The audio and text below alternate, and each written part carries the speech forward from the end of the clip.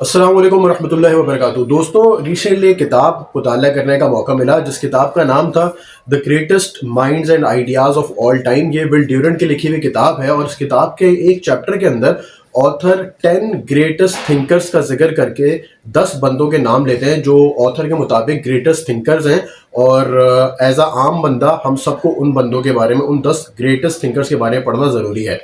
یہ چیپٹر پڑھتے ہوئے خیال آیا کہ کیوں نہ ایز اے مسلمان ان 10 گریٹ بندوں کی لسٹ تیار کی جائے یا آڈینس کو بتائی جائے جن کے بارے میں ایز اے مسلمان بھی ہمیں پتہ ہونا بہت ضروری ہے۔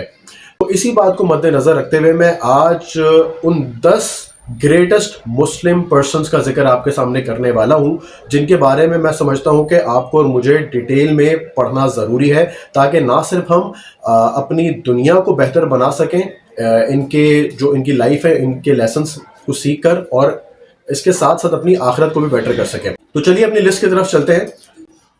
دیکھیں، رسول اللہ صلی اللہ علیہ وسلم کی جو ہستی ہے وہ ہم مسلمانوں کے لیے ایز اے پروفٹ بہت ہی امپورٹنٹ ہے، اور یہی وجہ ہے کہ میں سمجھتا ہوں کہ ہر مسلمان کو بہت ہی ڈیٹیل میں آپ صلی اللہ علیہ وسلم کی زندگی کے بارے میں پتہ ہونا ضروری ہے۔ اسی لیے چونکہ یہ ایک مسٹ ریڈ چیز ہے تو میں اس کو اپنی لسٹ میں شامل نہیں کرا، بلکہ آپ صلی اللہ علیہ وسلم کے علاوہ جو 10 شخصیات ہیں جن کے بارے میں سمجھتا ہوں ہمیں پڑھنا چاہیے ان کو میں ذکر کرنے والا ہوں۔ تو میری پہلی فیوریٹ پرسنالٹی حضرت ابو بکر صدیق، اور یہ اس وجہ سے کہ حضرت ابو بکر صدیق ہی وہ شخص ہے جو کہ دعوت سننے کے بعد آپ صلی اللہ علیہ وسلم پہ فوری طور پر ایمان لائے، اور نہ صرف ایمان لائے بلکہ اس دعوت کو پھیلانے میں بھی ایک کلیدی کردار ادا کیا۔ اور آپ صلی اللہ علیہ وسلم کے انتقال کے بعد خلافت میں جب مختلف مسائل درپیش تھے، یعنی منکرین زکوٰۃ بھی ہیں، مرتدین بھی ہیں، جھوٹی نبوت کے دعوے دار بھی ہیں، اس ٹائم حضرت ابو بکر صدیق نے بہت ہی اچھے طریقے سے اسلامی خلافت کا دفاع کیا، بلکہ اسلام کو پھیلانے میں بھی مدد دی۔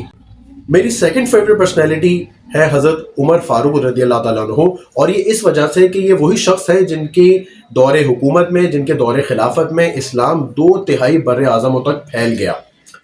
میری تیسری فیوریٹ پرسنالٹی ہے حضرت عثمان رضی اللہ تعالیٰ عنہ، جو کہ اگین خلیفہ راشد ہیں، اور وہ اس وجہ سے کہ یہی وہ شخص ہے جنہوں نے اسلام کی اس دور میں بہت ہی جنرلی مدد کی جب اسلام مغلوب تھا، اور جب یہ خلیفہ بنے تو اس دوران بھی یہ وہی شخصیت جن کے دور میں اسلام کو ایز اے سسٹم استحکام نصیب ہوا۔ میری چوتھی فیوریٹ پرسنالٹی ہے شیر خدا حضرت علی رضی اللہ تعالیٰ عنہ،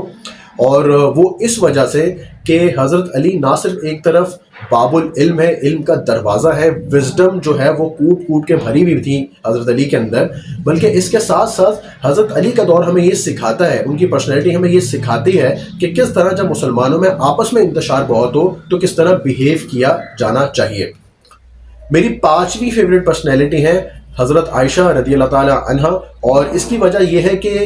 حضرت عائشہ ہی وہ شخصیت ہے جنہوں نے آپ صلی اللہ علیہ وسلم کی جو پرسنل لائف، گھریلو زندگی تھی، اس کو حدیث کی شکل میں ریکارڈ کیا اور آپ کے اور میرے سامنے وہ لے کر آئیں۔ اگر حضرت عائشہ نہ ہوتی تو آپ صلی اللہ علیہ وسلم جو اپنے پرسنل لائف کے اندر کام کرتے تھے شاید وہ ہم تک نہ پہنچ پاتے۔ تو اس لیے حضرت عائشہ میری پانچویں فیوریٹ پرسنالٹی ہے۔ چھٹی فیوریٹ پرسنالٹی میری ہے جن کی وجہ سے برصغیر پاک و ہند کے لوگ مسلمان ہیں، اور وہ ہے محمد بن قاسم،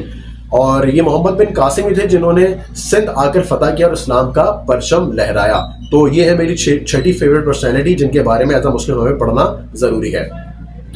میری ساتویں فیوریٹ پرسنالٹی ہے صلاح الدین ایوبی، اور وہ اس وجہ سے کہ انہوں نے بیت المقدس کو صلیبیوں سے جنگ کر کے، جہاد کر کے آزاد کروایا، اور اس بات کی امپورٹنس مجھے آج کے دور میں اس لیے زیادہ واضح ہوتی ہے اور شدت سے محسوس ہوتی ہے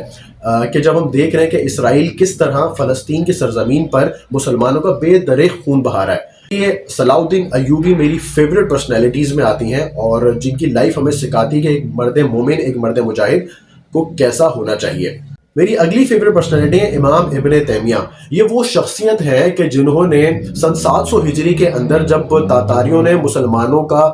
جینا حرام کیا ہوا تھا اور بے دریغ قتل و غارت کر رہے تھے، اس دوران تاتاریوں کو شکست دینے کے اندر امام ابن تیمیہ کا ایک کلیدی رول ہے کہ انہوں نے کس طرح مسلمانوں کی فورسز کو یکجا کیا، اور کس طرح ان کی محنت کی وجہ سے مسلمان اس قابل ہوئے کہ انہوں نے تاتاریوں کو شکست دی۔ اور اس کے ساتھ ساتھ ابن تیمیہ ہی وہ شخصیت ہے جنہوں نے مسلمانوں کے اندر اس دور میں جو غلط افکار آ گئے تھے، غلط عقائد آ گئے تھے، اس کو بھی درست کرنے کے لیے بہت ہی شدید محنت کی۔ میری نوی فیوریٹ پرسنالٹی ہیں شاہ ولی اللہ محدث دہلوی، جن کی ایک کتاب حجت اللہ بالغہ آج میرے پاس پڑھی ہوئی ہے، اور یہ وہ شخصیت ہیں کہ جنہوں نے مغلیہ سلطنت جب کمزور ہو گئی تھی اس دور میں بر صغیر پاک و ہند کے اندر جو مرہٹے تھے انہوں نے بھی مسلمانوں کو جینا حرام کیا ہوا تھا اور مسلمانوں کو بہت شدید نقصان پہنچاتے تھے، مسلمان بڑا ڈر ڈر کے رہتے تھے۔ اس دوران شاہ ولی اللہ محدث دہلوی تھے جنہوں نے والی قندھار احمد شاہ ابدالی کو خطوط لکھ کر